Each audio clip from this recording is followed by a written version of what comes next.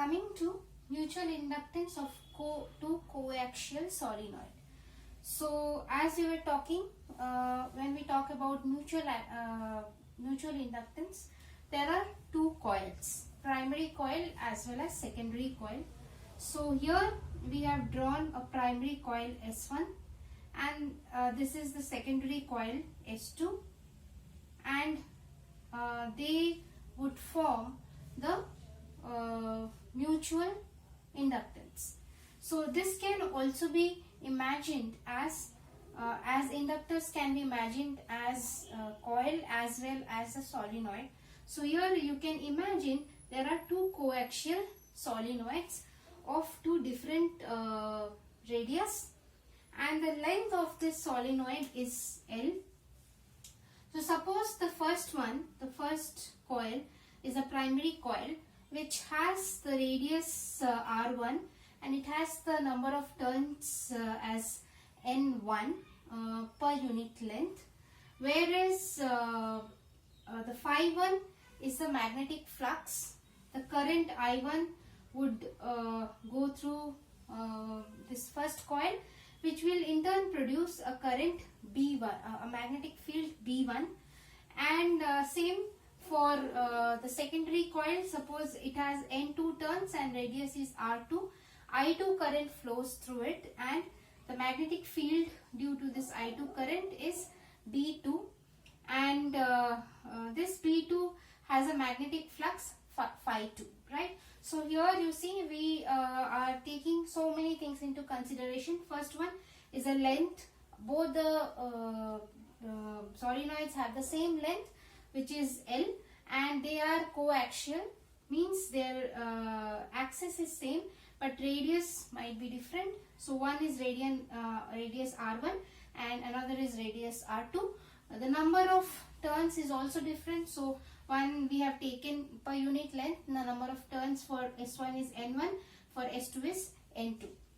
And two different solenoids are taking two different current. One is I1, one is I2.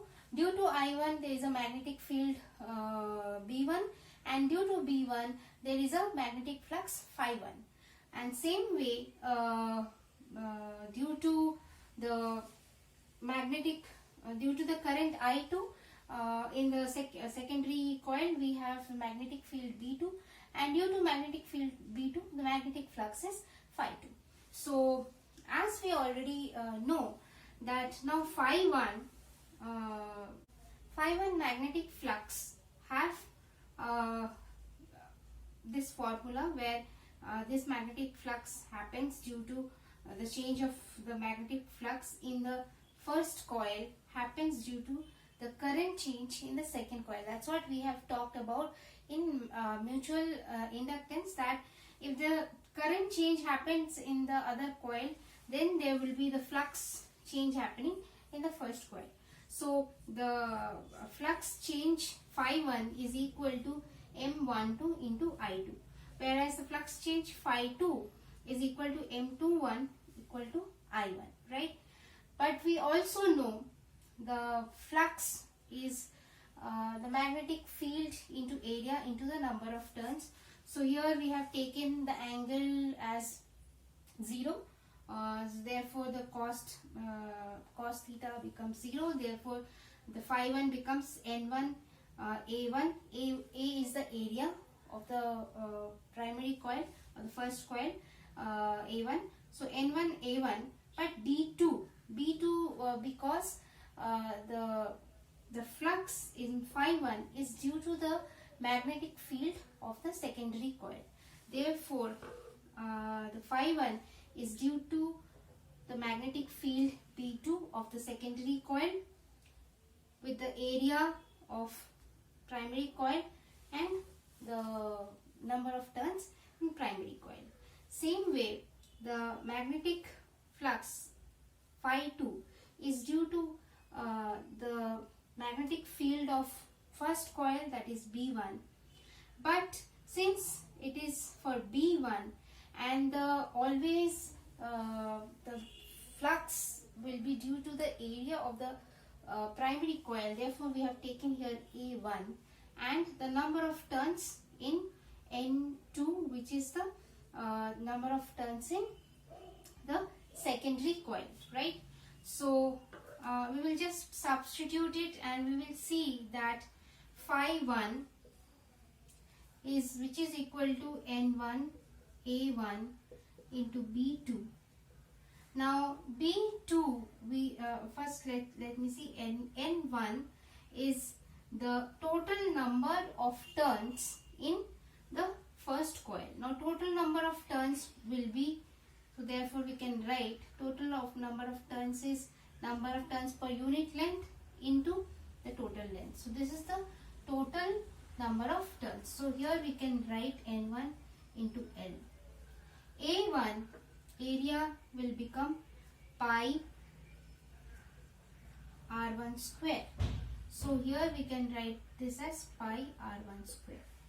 B2 is mu naught N2 I2, because this is the magnetic field of the secondary coil. So my phi 1 finally becomes N1 N2 mu naught pi R1 square L into I2, right? Now comparing this phi 1 into this, right? So phi 1 is M12 into I2, and if you just take this, then this will be M12. If you compare these two, you will get M12 is equal to N1 N2 mu naught pi R square L. So this is M12. Now same way, when I just substitute phi 2, which is N2 A1 B1. You remember here, in this case we are doing N1 A1 B2, but in this case N2, not A2, because this is due to the area of the primary coil which is forming or which the flux is due to the primary coil magnetic field and the area of the primary coil, not the secondary coil. So here this can be N2 into L. A1 is pi R1 square and B1 is mu naught N1 I,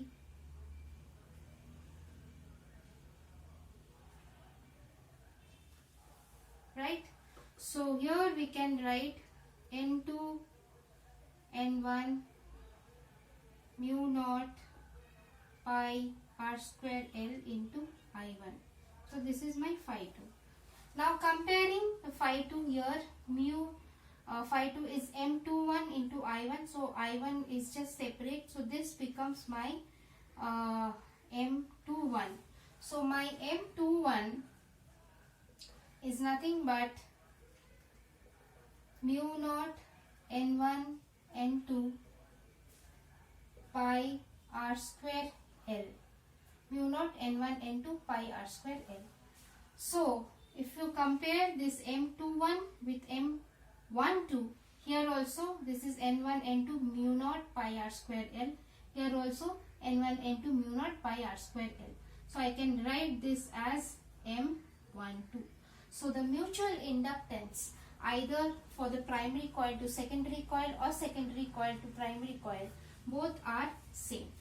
So in terms, only one thing that we need to remember, that the flux here in the first coil is due to the current in the second coil, whereas the flux in the second coil is due to the current in the first coil.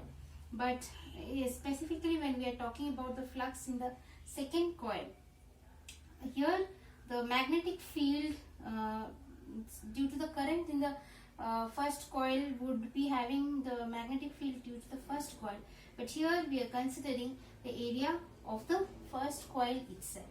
So this is what is the mutual inductance of two coaxial solenoids. If you like the video, then press the like button.